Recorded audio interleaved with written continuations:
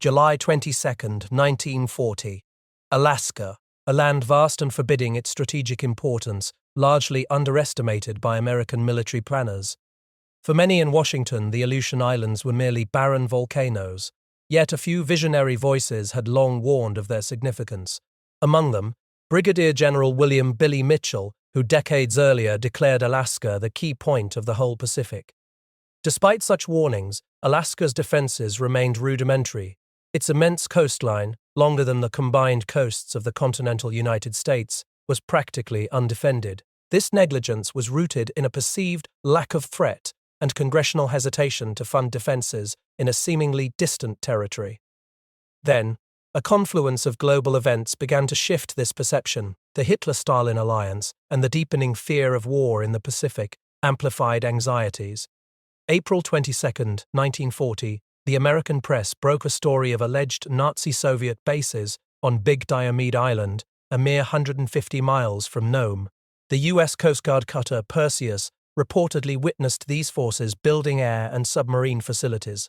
While Governor Gruening later flew over the site and confirmed it was only a Soviet scientific station, the Red Scare had a profound effect. This wave of misinformation served an unexpected purpose.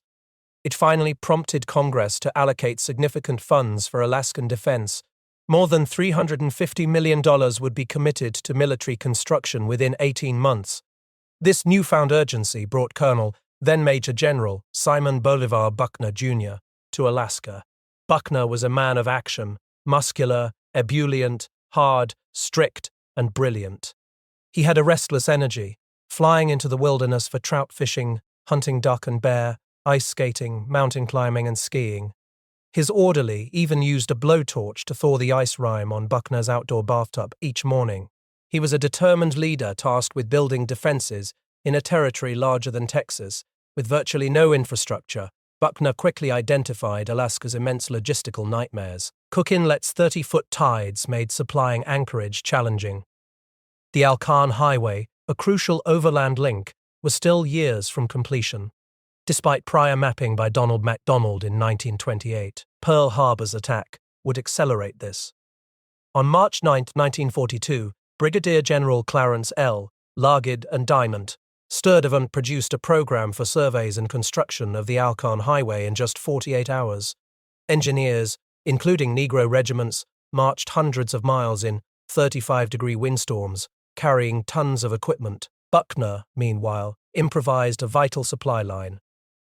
He relocated an abandoned mining railroad, transplanting it 60 miles from Portage to the ice-free port of Whittier.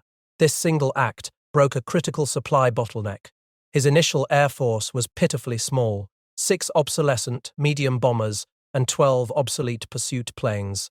He faced immense bureaucratic hurdles, especially from the Navy, who often viewed Army-led air base construction in Alaska with skepticism.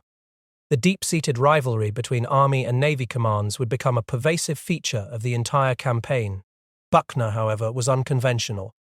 In August 1941, driven by a sense of urgency, he began a clandestine operation at Cold Bay. Under the guise of a fish cannery, his engineers, led by Colonel Benjamin B. Talley, began leveling and surveying. Bulldozers and graders arrived in crates marked cannery equipment. Buckner quietly diverted funds and equipment meant for inland bases to these critical coastal projects.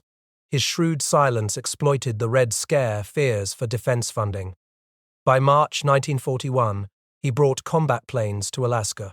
15 B-18 bombers and 20 P-36 fighters arrived at Elmendorf Air Base.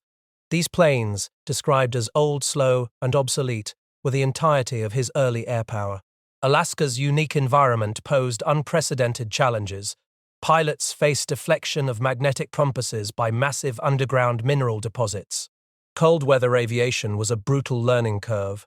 Oil became like jelly, hydraulic systems froze, and rubber became brittle and fractured. Major Everett Sanford Davis, head of the 11th Air Force, undertook a backbreaking schedule of testing. He often pushed his luck, caught between mountains with no radio or emergency fields, forced to dead reckon through thick soup to find the flattest areas. By December 7, 1941, the day Pearl Harbor was attacked, Army forces in Alaska numbered 22,000. The Navy had minimal personnel, 67 men at Dutch Harbor, 300 at Kodiak, and 180 at Sitka. Their ammunition at Kodiak Naval Base was sufficient for only 17 minutes of combat. The Japanese attack on Pearl Harbor sent shockwaves throughout the Pacific. News reached Alaska at 9:30 a.m. The Alaska Defense Command went on war alert. Fear and panic surged across the western seaboard. This hysteria led to the unjustifiable internment of Japanese American residents, a tragic diversion of focus and resources from actual military needs. Alaska was now a dangerously vulnerable frontier. President Roosevelt's troubleshooter, Commander Paul F. Preveding Foster, was dispatched to assess Aleutian defenses. Buckner, eager to get to the front, accompanied Foster on reconnaissance missions in PBI-5 amphibious flying boats. Their destination was Kiska Harbor, the best in the western Aleutians, a sea-clamp shape guarded by steep mountains, capable of sheltering 40 ships. Even here, a 10-man weather observation team was stationed, their mongrel pup, Explosion, a stark reminder of their isolation. March 5, 1942. Under the utmost secrecy, the 807th Army Engineers, in civilian clothes, were deployed to Umnak Island. Their mission: construct an airbase on tundra considered incapable of supporting an aircraft runway. Working around the clock, often in fierce blizzards, they laid 3 million square feet of experimental pierced steel plank matting, known as Marsden matting. In an astonishing 20 days, a 3,000 by 100-foot runway was completed. On March 31, 1942, the first plane landed. General William O. Butler, the new commanding general of the 11th Air Force, was on board. His arrival signaled a new chapter of command, struggles with Buckner. By the spring of 1942, Alaska had more than 30 Air Force and Civilian Aeronautics Authority fields, 14 military bases, 3 in the Aleutians, stocked with artillery, ammunition, and fuel. Buckner now commanded a small air force of 5 combat squadrons and an army of nearly 5,000 combat troops, backed by 20,000 support personnel. Captain Ralph Parker's naval fleet had grown, with Coast Guard cutters, Seattle's 1917-class destroyers, and Royal Canadian Navy vessels. Installations for 2 squadrons of submarines were established at Sitka, Kodiak, and Dutch Harbor. 10 PPE Catalinas of Patrol Wing 4 were stationed in Alaska, under the command of Captain Leslie E. Gares, a man whose ambition would earn him the nickname the Custer of the Aleutians. But this defense, though formidable for its rapid assembly, was still raw and unproven. Meanwhile, far across the Pacific, Japan's unchecked expansion had reached its zenith. Early victories at Pearl Harbor in Southeast Asia and the South Pacific fueled a perception of invincibility. April 18, 1942. The Doolittle raid on Tokyo. While militarily minor, this audacious attack created a profound psychological shock within the imperial staff. It instilled a strategic imperative for Japan to secure its northern flank and retaliate against perceived American land-based air threats from Alaska. Admiral Isoroku Yamamoto, Japan's chief naval strategist, masterminded the MI operation. His goal was ambitious: a massive 2-pronged attack to lure and destroy the remaining U.S. Pacific Fleet in a decisive battle. Yamamoto believed a long war was unwinnable against America's industrial might. The main thrust was to capture Midway, crippling American carrier strength. The secondary thrust: occupy the Aleutians as a diversionary tactic and a defensive measure. This dual offensive, however, was a strategic overreach. May 15, 1942. A turning point arrived not with guns or bombs, but with intellect. U.S. Navy cryptanalysts, led by Lieutenant Commander Joseph J. Rochefort, Jr., broke Japanese naval codes. This intelligence coup alerted Admiral Chester W. Nimitz to the impending dual threat of Midway and the Aleutians, allowing for crucial strategic preparation. Nimitz acted decisively, independently allocating a small force to defend Alaska. May 21, 1942. The 9-ship North Pacific Force, including the cruiser Nashville, steamed out of Pearl Harbor. May 29, 1942. The Japanese fleet, under the command of Rear Admiral Kakuji Kakuta, sorted out of Ominato. His northern second mobile force included the carriers Ryujo and Junyo, carrying 82 attack planes. They also brought 2,500 Japanese army invasion troops on transports. This force, far from being a mere sideshow, was a deliberate and integral part of Japan's grand strategy. June 2, 1942. Under cover of fog and a furious storm, Kakuta's carrier force approached Dutch Harbor. The weather was extreme. Visibility was measured not in miles but in feet. Temperatures in the 30s with dampness and wind effect drove them down another 20 degrees or more. Officers and men on surface watch had to be lashed to the bridge to keep from being swept off the conning tower by icy high seas. The vastness of the Aleutian chain, a 1,200-mile line from the tip of the Alaska Peninsula, and the treacherous conditions rendered Admiral Theobald's picket line of submarines and patrol boats ineffective. The Aleutian weather proved to be a formidable enemy in itself, ice-coated wings. Engines became so sluggish pilots complained about airplanes that can do everything but fly. The primitive communication systems between American command centers and the front lines were on the verge of breakdown. June 3, 1942. Early morning. The first Japanese bombing raid on Dutch Harbor began. It marked the actual start of the Aleutian campaign. The eye of the storm was just passing over Dutch Harbor as Lieutenant Masayuki Yamaguchi, flight leader of the Japanese attack, lowered the dive brakes of his bomber and peeled off to attack. 15 Japanese attack planes struck the base. Dutch Harbor defenders, though caught by surprise, were well dug in. Anti-aircraft fire erupted, some 12,000 rounds fired that day alone. Japanese bullets ricocheted off the steel plating of the ships in harbor. A 1,000-pound bomb tumbled end over end to a direct hit on the old Russian Orthodox Church of Unalaska. At the secret Umnat Air Base, 40 miles west of Dutch Harbor, Private George Stanley of the 11th Fighter Squadron was washing hospital bed linen outside his hospital tent. He was the first to spot Japanese float planes. 21 P-40 Warhawks were scrambled from Umnak, their pilots flying through treacherous conditions despite a Rube Goldberg communication system that failed to alert them of the impending attack. One P-40, hit simultaneously by plane and ground fire, wheeled up a mountain draw, evading the faster Japanese Zeros. That same morning, just before 060 hours, U.S. Oros, cryptanalysts had intercepted a message. Yamamoto's main fleet was steaming towards Midway. Within 48 hours of Dutch Harbor, Japan would lose a major battle. The Aleutian attack was a deliberate, costly diversion. June 4, 1942, the main Japanese attack on Midway began. Simultaneously, Admiral Kakuta launched a combined wave of 17 bombers and 15 fighters for a second strike on Dutch Harbor. The American seaplane tender Gillis picked up early radar contacts. 4 large fuel storage tanks were detonated, releasing more than 750,000 gallons of fuel oil. American PBY pilots, despite communication failures and treacherous weather, repeatedly sought out the Japanese carrier fleet. Lieutenant J.G.G.G. Wiley M. Hunt were lost in the storm. Their capture and the recovery of their aircraft provided critical, unwilling intelligence to the Japanese about the Umnak Air Base.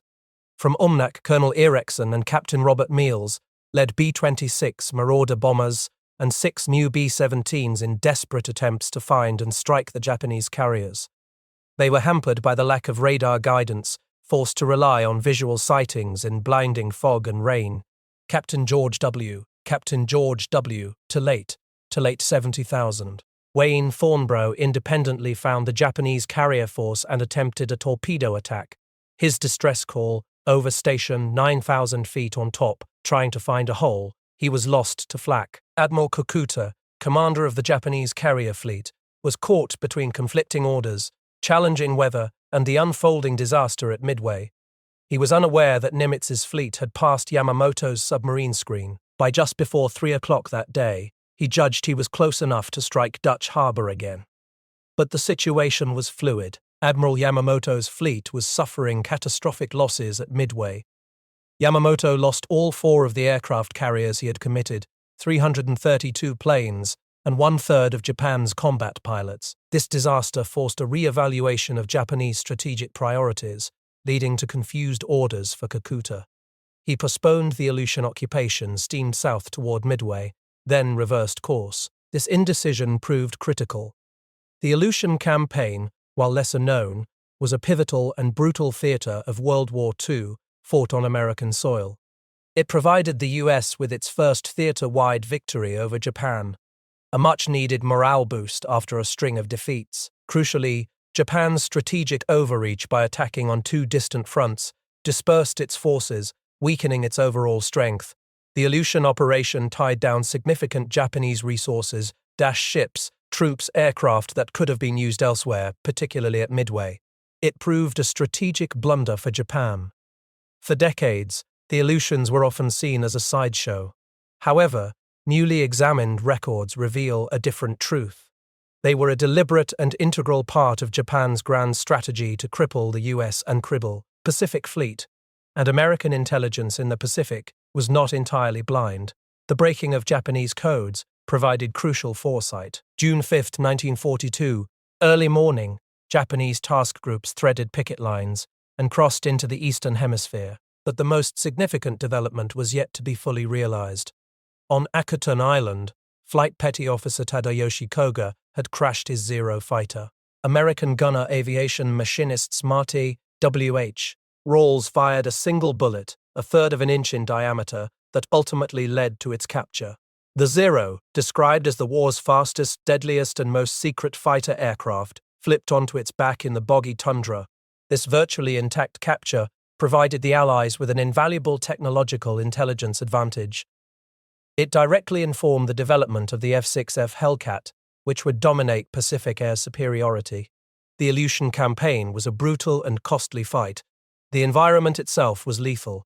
Strafed by 100-knot winds, smothered by Bering sea fog, Willy Wars sucked planes out of their revetments and blew them away. Visibility was measured in feet, not miles. The human cost was immense. The Americans lost 78 lives and 14 airplanes during the Dutch harbor attacks alone. It exposed a surprising vulnerability on the US mainland and underscored the vast logistical and strategic challenges of fighting in remote, harsh environments. The inter-service rivalry, the logistical shortcomings, and the sheer lack of preparedness significantly inflated the time, effort, and ultimately the lives lost. General Simon Buckner, who had fought relentlessly to establish Alaska's defenses, had done his best with scant resources. He had often operated outside normal procedures, diverting funds and confronting bureaucratic inertia. His defiance of naval opposition in building the Cannery Air Base at Cold Bay and secretly establishing UMNAC were crucial steps. The difficulties encountered served as a stark reminder of America's initial inexperience and underestimation of the complexities of modern warfare. The Aleutian campaign, though often overshadowed by Midway, was a critical proving ground. It forced Japan's strategic overreach. It was a localized victory for America, even as it masked the larger strategic loss of the Western Aleutians, and it finally brought the strategic importance of Alaska into sharp, brutal focus.